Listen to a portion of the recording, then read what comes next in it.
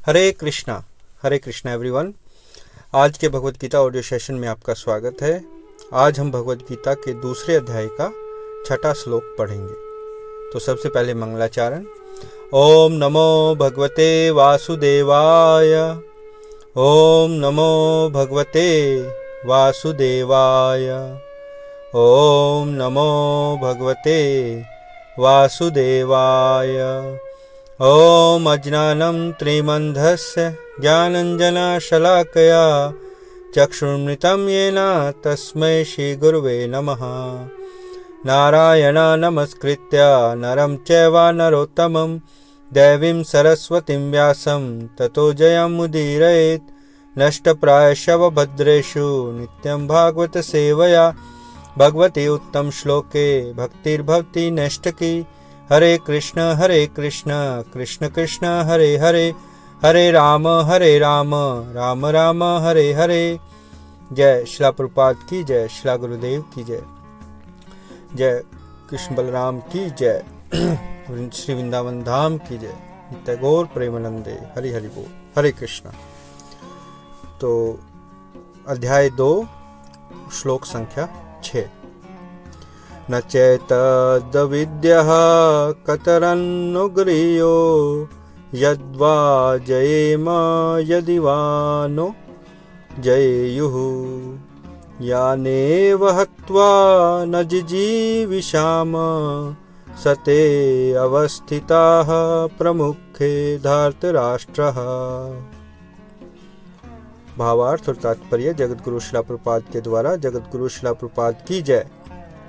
भावार्थ। हम यह भी नहीं जानते कि हमारे लिए क्या श्रेष्ठ है, उनको जीतना या उनके द्वारा जीते जाना। यदि हम धृतराष्ट्र के पुत्रों का वध कर देते हैं तो हमें जीवित रहने की आवश्यकता नहीं है, फिर भी वे युद्ध भूमि में हमारे समक्ष खड़े हैं। तो यहाँ अर्जुन बता रहा है भगवान श्री कृष्ण को कि वो भ्रमित हो चुका है और उसको ये नहीं पता लग रहा कि क्या सही है। तो तात्पर्य पढ़ते हैं। तात्पर्य। अर्जुन की समझ में यह नहीं आ रहा था कि वह क्या करे, युद्ध करे और अनावश्यक रक्तपात का कारण बने। यद्यपि क्षत्रिय होने के नाते युद्ध करना उसका धर्म है, या फिर वह युद्ध से विमुख होकर भीख मांगकर जीवन यापन करे। यदि वह शत्रु को जीतता नहीं तो जीविका का एकमात्र साधन भिक्षा ही रह जाता है।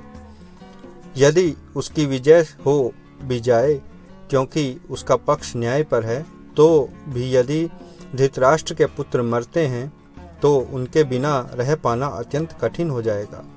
उस दशा में यह उसकी दूसरे प्रकार की हार होगी। अर्जुन द्वारा व्यक्त इस प्रकार के विचार सिद्ध करते हैं कि वह न केवल भगवान का महान भक्त था, अपितु वह अत्यधिक प्रबुद्ध और अपने मन तथा इंद्रियों पर पूर्ण नियंत्रण रखने वाला था। राज परिवार में जन्म लेकर भी भिक्षा द्वारा जीवित रहने की इच्छा उसकी विरक्ति का दूसरा लक्षण है। ये सारे गुण तथा अपने आध्यात्मिक गुरु श्री कृष्ण के उपदेशों में उसकी श्रद्धा, ये सब मिलकर सूचित करते हैं कि वह सचमुच पुण्यात्मा है। इस तरह यह निष्कर्ष निकला कि अर्जुन मुक्ति के सर्वथा योग्य था। जब तक इंद्रियां संयमित न हों, ज्ञान के पद तक उठ पाना कठिन है और बिना ज्ञान तथा भक्ति के मुक्ति नहीं होती। अर्जुन अपने भौतिक गुणों के अतिरिक्त इस समस्त दैवी गुणों में भी दक्ष था। जय शिला प्रभुपाद की जय। तो यहाँ इस श्लोक में अर्जुन के जो वैराग्य है, उसकी विरक्ति है, उसका उदाहरण मिलता है और कैसे वह इस योग्य है कि वह आध्यात्मिक पथ पर आगे बढ़ सके। तो इसी के विषय पर हम आज की चर्चा करते हैं।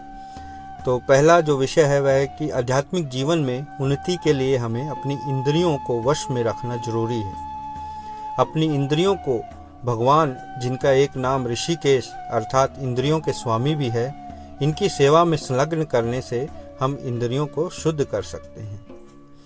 वो कैसे? दूसरा विषय है वैराग्य।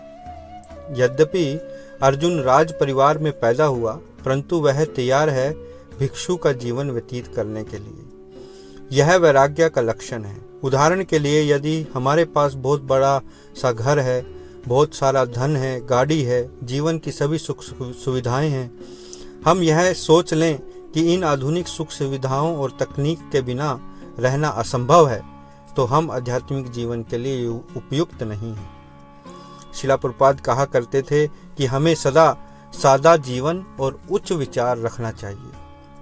यदि हम सरल जीवन रखेंगे और तपस्या यानी आत्म संयम रखेंगे तो आध्यात्मिक जीवन में उन्नति कर सकेंगे। यहाँ तक कि छोटी छोटी तपस्या जैसे सूर्य उदय से पहले उठना, मंगल आरती करना, भगवान के पवित्र नाम यानी हरे कृष्ण महामंत्र का जाप करना और भगवान को भोग लगा प्रसाद ग्रहण करना, ये सब हमें सहायता करेंगी अपने जीवन को शुद्ध करने में। जब हम भ्रमित होते हैं तो हम आसक्त हो जाते हैं, जबकि आसक्त के विपरीत वैराग्य है, हमें आनंद प्रदान करता है। जब हम किसी से कोई आशा नहीं रखते तब वैराग्य उत्पन्न होता है। एक भक्त भगवान कृष्ण की सेवा करता है परंतु कोई बदले में आशा नहीं रखता, और यही तो प्रेम का लक्षण है। हम अपने प्रेमी से कोई आशा न रखें, उसे ही बिना शर्त प्रेम कहा जाता है। तो अंग्रेजी में इसे कहते हैं अनकंडीशनल लव। लेकिन इस भौतिक जगत में ये देखना बहुत ही दुर्लभ है, क्योंकि प्रत्येक व्यक्ति किस दूसरे व्यक्ति से कुछ ना कुछ आशा जरूर रखता है। परंतु जब हम शुद्ध भक्ति यानी प्रेम भक्ति, उसको प्रेम भक्ति भी कहते हैं, जब हम भगवान के प्रेम में पड़ जाते हैं और उनसे उनकी सेवा प्रेम भाव से करते हैं, तो हम बदले में कोई आशा नहीं रखते, और वो ही हमें बहुत आनंद प्रदान करती है, क्योंकि वही ही हमारी एक स्वाभाविक स्थिति है। नेचुरल, हमारा जो नेचुरल स्टेट है हमारी आत्मा का, वो यही है कि हम भगवान के दास हैं। जीवेरे राह स्वरूप होए कृष्ण नित्य दास, ये श्री चैतन्य चरितामृत में चैतन्य महाप्रभु ने कहा है। हमारे जीव का स्वरूप है, हम कृष्ण भगवान के नित्य दास हैं। तो उसी दासता में, उसी सेवा करने के भाव में हमें बहुत आनंद मिलता है। तो यहाँ अर्जुन उस चीज़ के लिए, उस आध्यात्मिक उन्नति के लिए बहुत उपयुक्त है। तो इस श्लोक से हमें यही शिक्षा मिलती है। और अपने प्रश्न और टिप्पणी कृपया मुझे मेरे व्हाट्सएप पर ज़रूर भेजें और फीडबैक भी भेजें कि सेशंस आपको कैसे लगते हैं, और इन सेशंस को रेगुलर सुनें। हरे कृष्णा। धन्यवाद।